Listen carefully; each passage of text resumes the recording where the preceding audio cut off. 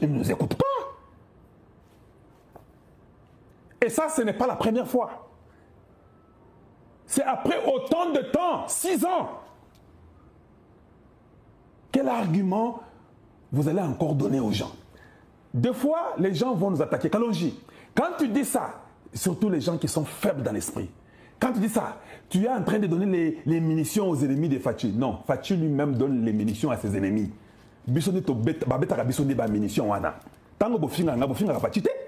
Vous venez vous m'insulter, moi non? Vous insultez ma femme, ma famille, mes enfants, ma vie, vous insultez Kalonji. Donc c'est Fachi qui leur donne ses munitions. Et quand nous allons maintenant pour les protéger, on commence à nous insulter, nous. Je ne sais pas si vous comprenez ce que je dis là. Alors ne venez pas nous dire que, Kalonji, vous donnez les munitions aux gens contre Fachi. Yemo pesa bangona na iba munitions. Quand Fachi a linga kokende après 2028, vous ne vous forcer, vous ne vous forcer que Fachi allait qu'à 2028, il y a l'ingité. Oui, Tshisekedi ne veut pas rester au pouvoir après 2028. Pourquoi vous voulez forcer? Il sait qu'il est Moïse. Vous le forcez pourquoi? Je sais que la nature a peur du vide. Vous vous dites que celui qui serait athée, qui d'autre sera là maintenant? On va échouer. Non, non, vous n'allez pas échouer. Dieu nous donnera un Josué. Et pour votre information, c'est Josué là, il est parmi nous. Mais Dieu nous le donnera. Fachi était parmi nous, non? Dieu nous l'a donné. Je ne crois pas que Dieu prendra un Josué qui est d'abord un voleur. Tous ces gens qui ont travaillé avec Fachi, avec les Kabila, Dieu ne prendra aucun d'entre eux. Même si tu es dans l'opposition, même si tu es au pouvoir, sache que Dieu ne vous prendra pas. Parce que j'ai compris que l'histoire du Congo, c'est une histoire de Dieu. Bitumbo et Sili, je ne crois pas que c'est parce que c'est Fachi qui a fait ici là. Bako Sabinoté, Nzamende a celle qui est ici là. Niveau ya traîtrise, na niveau batobazo tika bagoma ba okima. Ba généraux les téléphones qui sont en train de causer avec les gens, les Kagame et consorts. C'est Dieu qui a mis fin à la guerre. C'est indépendant que de Fachi, il allait échouer. Est-ce que Fachi allait battre les Macron et tout le monde là et les Biden? Non. Mais c'est Dieu qui a dit, je parle de Donald Trump. Il ne meurt pas. On tire. Toi, tu ne meurs pas. Toi, tu vas tout bouleverser, tu vas te changer. C'est fini. Nous savons que Dieu utilise, il possède les esprits. Sur Obino Bolinginde, Fachi a tika là. Parce que Bomoni Kazawana et consort. Non. Fachi a tika là. T'es surtout là dans Nanzala. T'es. Pour la bitumba, il fallait tika là pour bitumba si là. Toku Faté. Donc Fachi a fait un grand travail pour Toku Faté. Mais côté Nzala, Fachi a salé le côté. Donc le qui se Zambia a perception de Moussou, a eu ça la paix, Moussala Potolia, Atia Batou, Moko ya Boigna. Un président, quand le peuple dira que nous ne voulons pas un gouvernement budgétivore, un président qui vient, qui nous donne 10 personnes comme ministre, avant Koutouloba, il y a Moko ça déjà 10 ministres. Quelqu'un qui ne sera pas influencé. J'ai comme l'impression que Fachi est très influencé. C'est comme si Fachi n'a pas une vision de construire. Et vision de construire. Quand tu n'évalues pas tes ministres, tu penses réussir comment? Ceux qui ont évalué le ministre Nayote, Salim Moussala, et puis tu au revoir.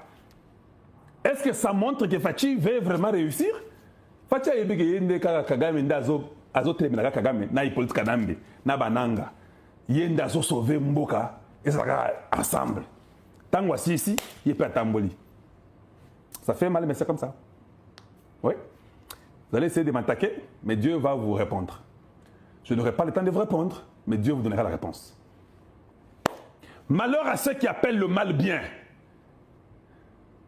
C'est-à-dire que quand tout le monde sait voir que ce gouvernement c'est un gouvernement qui n'est pas bon. Mais quand vous voulez appeler ça bien, malheur à vous. N'entendez pas la Bible. Malheur à vous. Pouvez-vous quand même tapoter les Bolembi? La vérité, on a plus de 200, presque 50 na TikTok. C'est pour la makasi. Aidez-nous à tapoter et faites que ceci arrive. Ou bien Bolembi, Botala. Bolembi, n'a pas dit que tout est. Bobangani. Malheur à celui qui appelle le mal bien. Si tu vois que c'est le mal, tu trouves que le peuple souffre beaucoup. Pourquoi avoir 53 ministres? Pourquoi avoir 53 ministres avec un peuple qui souffre beaucoup? Tu sais que c'est combien d'argent juste pour dépenser pour ces ministres-là? Vous savez c'est combien d'argent? Vous savez combien on paye un ministre au Congo? Vous voulez que je vous choque? Mais si le président de la République trouve ça normal, et puis on nous a dit, ce qui est grave, que Tshisekedi a fait ça avec Toulouka elle seule, Kakabango Mibale. Donc c'est ça que Toulouka donne à Tshisekedi. Sur 54, vous enlevez une personne, vous remettez 53 personnes. Donc vous, les peuples là, ne vous dit rien.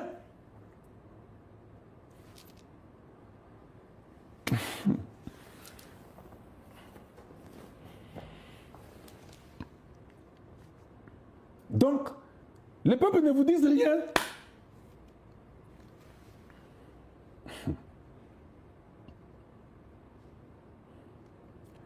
C'est pas possible.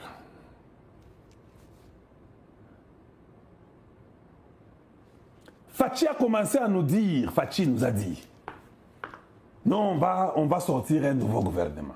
Fachi, mais qui vous a dit de nous dire ça? Il ne nous dit même pas.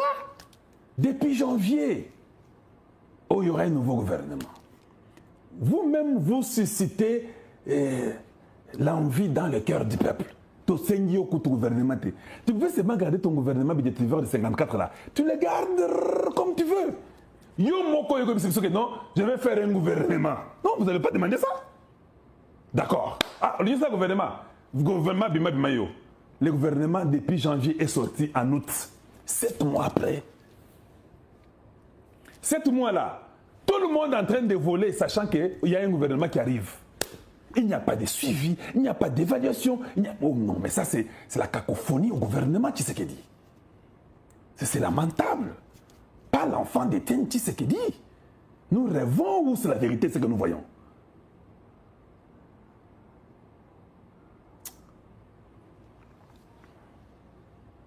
Il a dit, hein, il a fait 54 moins 1 à Tigilipso 53. Oui, il a promis que ce sera un gouvernement réduit. Le chef de l'État a tenu sa promesse de réduire la taille du gouvernement de 54 à 53. Maintenant, ça, on commence à se moquer de Tshisekedi. Comment nous on va défendre ça? Parce que c'est lui qui dit a raison. Vous n'allez pas dire que tout le monde n'a pas raison. C'est Tshisekedi seul qui connaît tout. Non, vous n'allez pas dire ça. Ou c'est Kalonji seul qui connaît tout. Non, c'est impossible. Nous nous regardons en face dans les yeux. Vous trouvez que c'est sérieux? Vous dites aux gens qu'on va changer le gouvernement. Et ça fait 7 mois. Au lieu même que vous puissiez amener une raison de ces 7 mois-là. Que non, en tout cas, il faut de 7 mois. Il y a un gouvernement qui a 10 personnes. Non, vous enlevez une personne. Vous nous remettez le gouvernement de 53. Mais vous vous moquez de qui? Du peuple qui vous a élu. Donc tout le Congo démocratique n'a que les ministres que Tshisekedi a remis là, qui n'ont jamais été évalués, qui n'ont jamais produit, je dis bien produit quelque chose.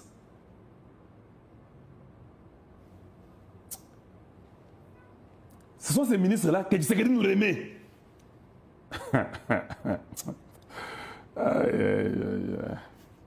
J'aime beaucoup mon sourire, c'est un très bon sourire.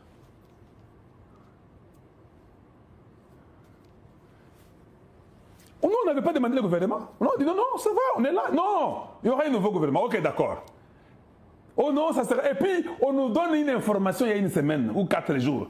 Ça sera un gouvernement, il y aura société civile, il y aura. Pourquoi vous nous dites des choses que vous ne pouvez pas faire? Nous, là, ça nous dégoûte, surtout moi avec mon esprit américain. Ça me dégoûte quand vous dites une chose et vous ne le faites pas. C'est dégoûtant.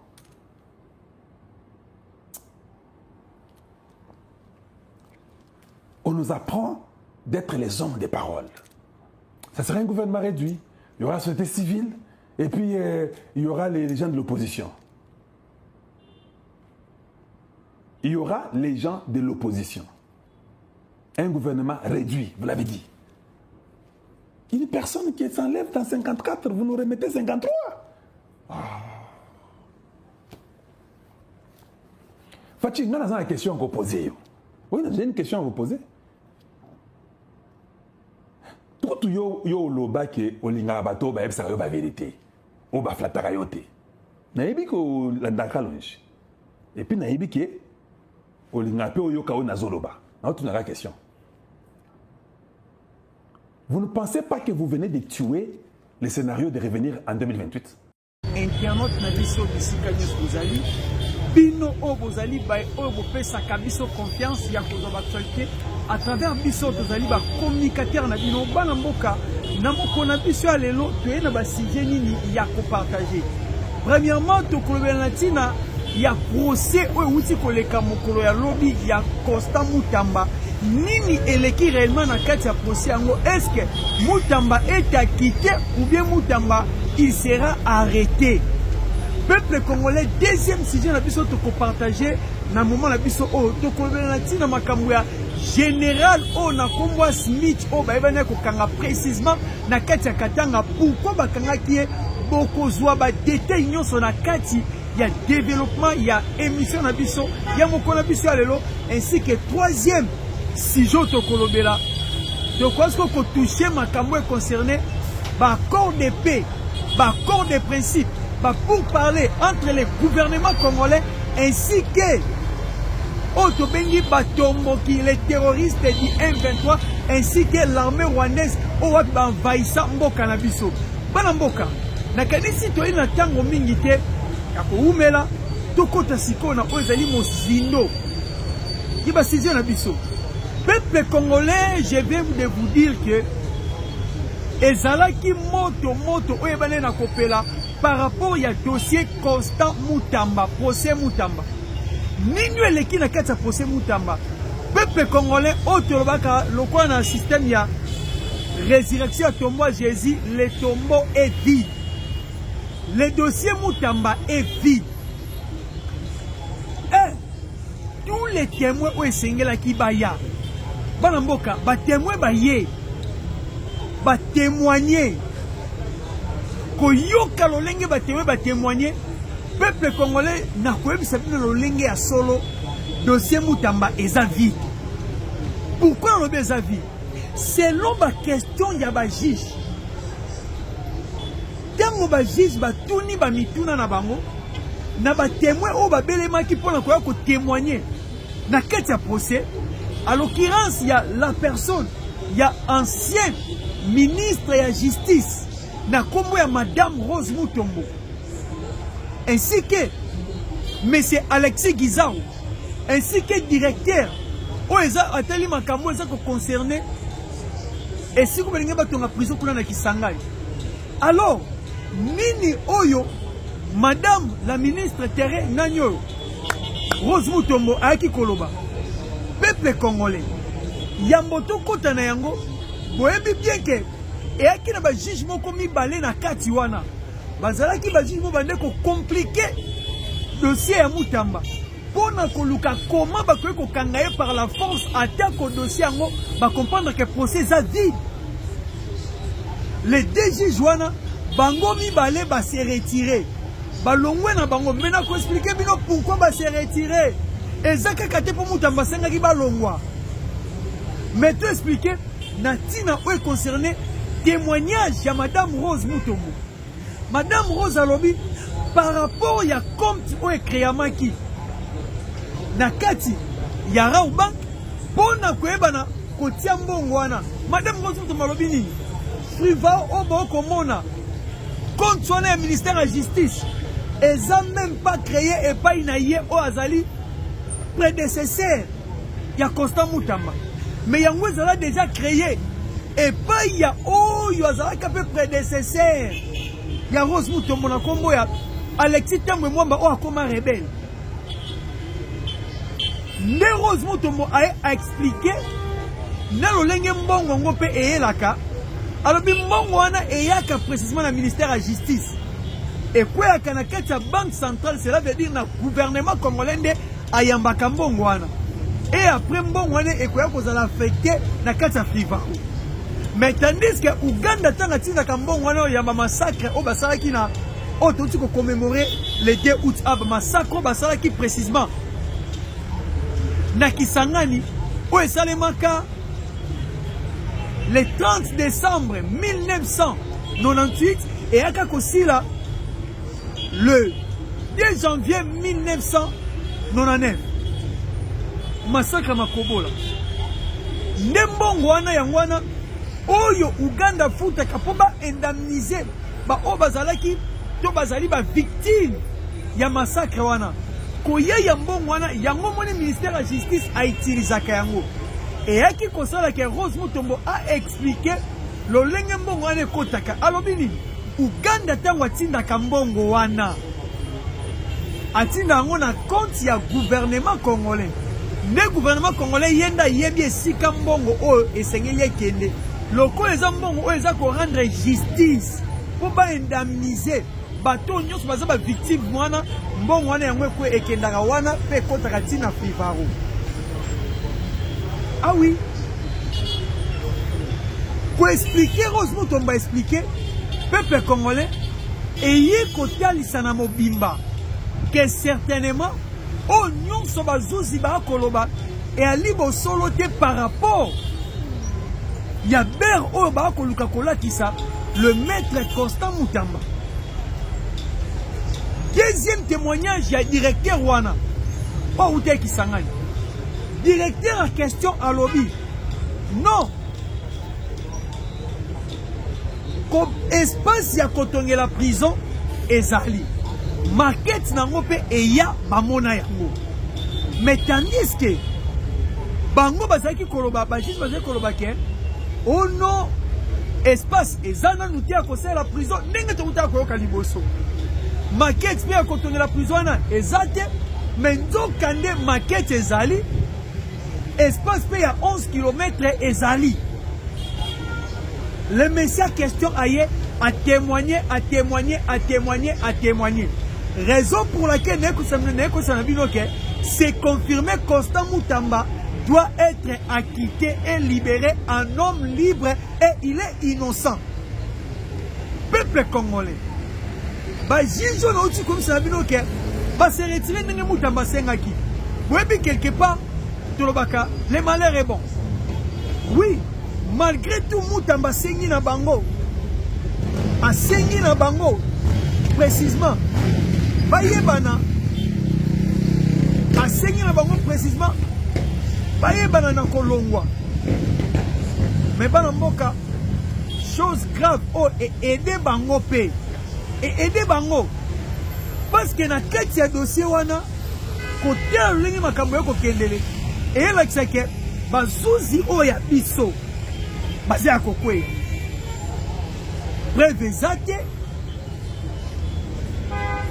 zate kwe kosala ke ba arrêter Mutamba mais si kwe eloko ye ko fanda na kati et est-ce que auto bengi haine motema mabe mauvaise foi tela kaka na okisusi mo ndeko moko azo sabiso ke bango baza bato bakopera na ba juge wana Mutamba c'est un arrogant ali komi kitate ndenge zana fa beta ta 2 mois prison donc muto azana innocent mais ba luka bakanga e poza arrogant soka za arrogant eza façon na ye mais bino bozela pour la concile c'est arrogance wana jour ou commettre mbeba ou esengeli mais tandis que à commettre mbeba esengeli te mais na lolenge ya bakasi bo luka comment incriminer quelqu'un qui est innocent. Ces juges-là ont compris. Balongo pour une carte à dossier. Ba comprendre que le tombeau est vide. Le tombeau est vide. Tellement le tombeau est vide. Monde entier est côté là que Congo a misa. Mon compte ya sembo na bango. Ministre de la Justice.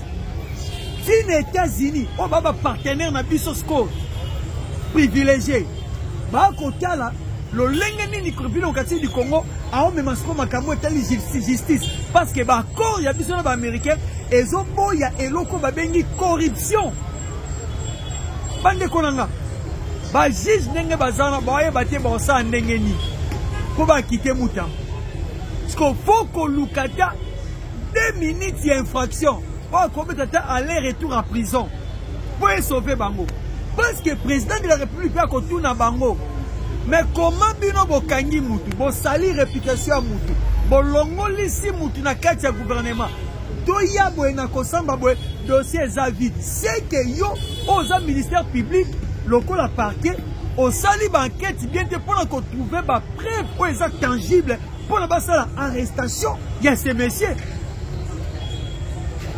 Donc bande konanga eloko na comme ça na biso moto ne peleli bango makamwe baby pe yindi et baby pe yindi bazuzi ba ebite bakosala ni menangina bakiselo komoko poto le Canada deuxième sujet na biso na kati ya dossier oyo ya Mutamba ainsi que ba juge parce que ba juge ndenge bazana ba matili kolo soko kitana bango ba yebite soko ba kitana ndenge ni parce que ba garde fou batiki na se nyonso selon ba réponse ya ministre de la justice a kati yango donc espace etikali espace etikali bon like bon commenter bon partager bon s'abonner massivement espace etikali donc ba site libre ko salema parce que soy Mutambaza innocent biso la population congolaise to sa changer na bango balambo to tikate mais si koyo on no bena biso les gagnants ça na kati procès les gagnants c'est le président de la République. Pourquoi? Parce que monde est à la lelo Congo a commis ko sambisa ba ministre procès public au batunyo so ba hôtel batunyo so ba mona. Tandis que à l'époque de 18 ans, ces choses n'existaient pas. Ces choses n'étaient plus. Mais aujourd'hui, makambango komi ko salema na kati ya République démocratique du Congo ya komona lolenge ba ko sambisa ezala bantoma ba komi le ko samba. Ce que je peux vous dire, pour nous tous changer de dossier, le Congo avance. Le Congo, peuple congolais, avance. La mère Mende, le Congo est en train d'avancer. Banamboka, dossier concernant le général Smith. Qui est le général Smith? Le général Smith, c'est un général commandé à 22e région militaire. Précisément, dans Okatanga, dans Grand Katanga Mobile. 22e zone de défense. Et si qu'on va remplacer, et pas Eddie Kapel. Mais Bakangi général Wanani, détention des armes illégales. Wana fonction na ye. Comment ba arme kotaki na ndaku na ye? Peuple congolais. Ba ye ko se retrouver na banquette. Nega renseignement congolais ils ont ça là. Et par le général en question plus de 200 armes na kati ndaku na ye. Bana mboka. To yebite. Abomba ki mindu kebele wana na intention nini? Mais qu'est-ce que ça m'a dit? Le général la question va dire que mindu ki obotuninga sio na zyango wapi? Na zyango et pas ba soda o baza. Mais civique, ba soda mususu wa utaki est mindu ki ba yaki na yango na récupérer ki yango de na tsaki na ndako. Est-ce que soki ozi mundu ki pas soldat, yo général, il faut même yango na ndako na yo. C'est toute une question de se poser auto comme peut ça faire réponse. Sikoyo nini oyo bazuzi oyo basambisaka basoda baauditeur balobi non, c'est pas important aux minutes que pour basoda bagargaison eza badépôt d'armes eza et sikoyo babombaka munitions militaires yo komoko okozwa baarme lou wana otia yango nyonso na kati ya ndako na yo. C'est déjà toute une infraction. Ezolakisa ke yo zo préparé na kotombokela mboka. Ah oui. D'office, il faut balandela yo. Mais selon rapport webimi na kati auditorat na haute cour militaire, balobi yango ke selon le général en question azwaki minduki wana précisément donc ba perquisitionnaki o ezali ferme ya John Numbi minduki abimaki wana yango wana général na kenda na ngwe pana ye so na buni ya kenda na ngwe pana OK cause a déjà na plus de 200 armes wana okoyi déjà ko la rébellion okoki pour ça coup d'état parce que okoki on a 200 hommes ko paralyser voire même capitale c'est baba sodo baza guéri. Et qu'on a qui sait que le type en question abandonne qu'on ligne la Congo boula mabe. Raison pour laquelle le général Smith bakangiye yango banamboka. Donc vous savez que c'est à tout moment. Mboka na biso il y a plusieurs traîtres. Mboka na biso il y a plusieurs traîtres. Notre armée, il y a plusieurs infiltrés au sein de notre armée. Mingi boza qu'on dit ma bisoté. Mais les lots autant bon comme on a arrestation. Na biloko zo bimana banda kuna ba on ba sala ba kana kati banda kuna ba général o ba marqué. Nyo sauté ba général ba balom basé belé comme le général Okito. Le général Luboya Kashama Johnny, le général Constant Ndima, ce sont des généraux au Wapi Baza très sérieux. Comment aider la République démocratique du Congo? Comment sécuriser patrie dans la République démocratique du Congo? Et non, des fois, on va arrêter. Fati akanga tu pas mbaté, c'est que un liste moko ya mabe va retrouver pas na yo. Yango no komona ke arrestation na yo ekoya. E banamboka. Nde yango no bomoni tina ya arrestation e ba ina ko salama et pas ya général O. Ba général O to vanda muke o repli stratégique. To vanda muke boy o ba botoli mboka moko. To vanda muke boy o ba sonda ba kimi. To vanda muke boy lettre koti. O te biso to bunda na biso te président a négocié. Peuple congolais, tu as fongo la mise. Mais ennemi na biso ya Congo, et si à mon ami, et si peut te comprendre, yango moi le président de la République, alors il faut continuer toujours à réformer notre armée. Comme ça, bambouma nyon samabe, tout éradiquer bango, tout longola bango, tout ça la armée, une armée loyale. Armée, comme sécurisée. Pour les populations ainsi que intégrité territoriale, il y a République démocratique du Congo. C'est ça, peuple congolais. Pour les alliés Bosenga, il y a Tata Mokonzi Ekolo, Félix Antoine Tshisekedi Tshilo. Banamboka. Tout Zoasiko Makambo est concerné Doha, Potoshite. Mabouidi Makambo baby. Monte Peleli ba M23. Donald Trump a lancé déjà ultimatum il y a 14 jours. Ce qui bobo sanité. Pour le M23 va se retirer. Dans le mbango la carte de la République démocratique du Congo, ce qui était, va subir aux puissance des faits. Il y a les États-Unis d'Amérique. Parce que les États-Unis, et si à quoi il qui déjà Blackwater, sur le terrain, pour comment terroriser les M23. Vous dites que M23 va communiquer belé awa. Il y a Kolobana Bisoke. Bango va se retirer. Et puis Bango Balobi, il faut passer la réforme dans la Katia armée.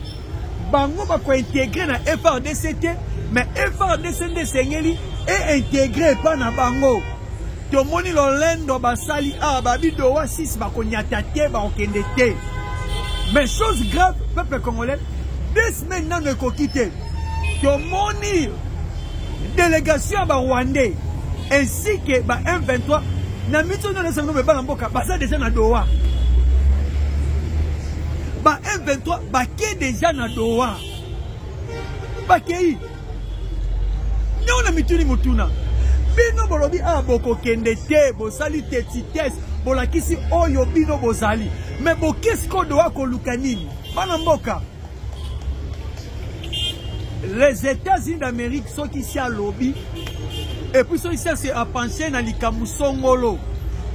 Ouais, bayango, azon asusi mate.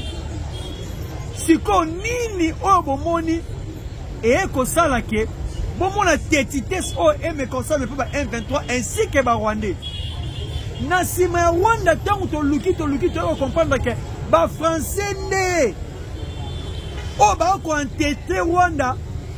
À ça, pour protéger certaines sociétés françaises. Et puis, il y a Kanakata et la République démocratique du Congo, telles que Total Énergie. Vous voyez que Total Énergie, c'est un français. Il y a gaz, ainsi que pétrole, dans le lac. na l'actif. Parce que pour na bansusi na bango ezani ba ko bona longi te gens ko kena makamu ezande ti bango ba perdre. Il faut que luka moyen nyonso Congo peut négocier na bango, mais le président de la République spéciale Lobaki n'a qu'à négocier na bango ce qui moquette locaux les citoyens côté des gens n'a pas pour parler na biso na ba américain. Raison pour laquelle ba français ba comment bundisa biso na CC ba comment boya Rwanda signé ba engagement mususu ba zo bloquer mais peuple congolais locaux la ba américain baza likolo na monde all ba imposer quand même ba français ba beti bango eza environ ba bloquer ba français quelque part Rwanda tanga moni ba bloquer ba français ba beti ba Rwanda ba sanction Rwanda eko suka boelelo oyo na kati ya conseil ya droit de l'homme ba bandisco ko tombola o ezali génocide ya Congo ba vandi réunion ba lobi que maintenant ça suffit 30 ans ça suffit et puis en République démocratique du Congo il y a plus ou moins 15 millions de morts. Il faut maintenant commencer à commémorer la génocide congolais soit reconnu mondial. Ba Rwanda to ba moni bongo ba bi que et comme danger pour la biso. Ba français ba ko sa biso. Ba ngwana mbangu Doha na Qatar. Mbangu na Doha na Qatar. Tandis que bébé va négocier. Yango Tuebisa Kibino. Il faut motier confiance na bino et pas président de la République. Tangu toaka ko communiquer na bino ko ebisa na bino makambo lenge za koleka. Toyeba kanini toaka koloba, pe toyebi esika nini monguna esia kei. Guerre obo komona o esi esili. Je vous assure, esi esili. Wanda bomoni na tiré loenge ya pamba. Bon, bino mo botala depuis ba sali ba attaque na bango. Na katia est kuna sud Kivu nord Kivu. Ba récupérer combien de localités. Ba bonga maki ba sala attaque foudroyante na Uvira. Ba sali yango. Hier ba mekaki ko attaquer précisément na haut plateau de Fils. Pour ba luka comment ba koya minembwe. Mais bobi nini ba wazali no ba sala ki bango. Ba bomi ba M23 en divagation. Balandi ba Rwanda ba kimi pour monter les cœurs makasi si combat na mboka M23 kutu à côté des Jamaï mais chose autre comprendre que que ça biso passi en mbongwa ke ko célébrer ba Rwanda pona ko luka équipe esi poli lo lenge ni ya ko luka sala ba remontada na lo lenge o yaza ko ba makambo eza na tina te peuple congolais. Ambongo doit être jugé dans ces pays. Est-ce que cardinal ya Rwanda n'a pas tension na Congo a tomboli pe mungongo a lobby pour le président congolais et puis na Rwanda kuna batike na Kimia. Tu raisonner. Peuple congolais. Les traîtres dans ces pays existent. Et concernant les choses qui concernent le gouvernement d'Union nationale, à bientôt, d'ici peu de temps, le gouvernement de l'Union nationale sera mis en place. Un peuple congolais. Donc, on a comme son abino et un dossier moko avec la justice concernant Vital Kamerhe. Banquette moko ko salema. Baouti ko somba ndaku moko ya 3 millions, il paraît-il qu'elle a venu Pumbu. Peuple congolais. Tozo Luka, to enquêter. Toyeba mbongo mwasa kamera someli ndaku euti wapi 3 millions de dollars. Est-ce que zambongo a 100 jours te pour dossier 100 jours mbongo ezonga te bandeko bo like bo commenter bo partager bo s'abonner massivement mbongo wana ezonga te kilelo mais dossier na scandale wana banquêteur ba koti sur terrain ba yeba mbongo wana euti wapi o esombi ndako wana pe tomoni Vital Kamerhe ndenga na moni neti Kamerhe sa longwe da union sacrée comment bakonzi bavandi awa na réunion union sacrée mais moko ya président ba institution ya Congo deuxième personnalité azate boy bien zaki wa bala biote tomoni kuna na conférence interparlementaire moko kuna sepe na Suisse na Genève na surtout qui na Genève venant tala boy bolingo tourisme vacances parlementaires peuple congolais tala ba manque ba condition toza na bango bolingo na bolingo kuna mais baninga ba sola makambo concerné république ba keta la ba bonobo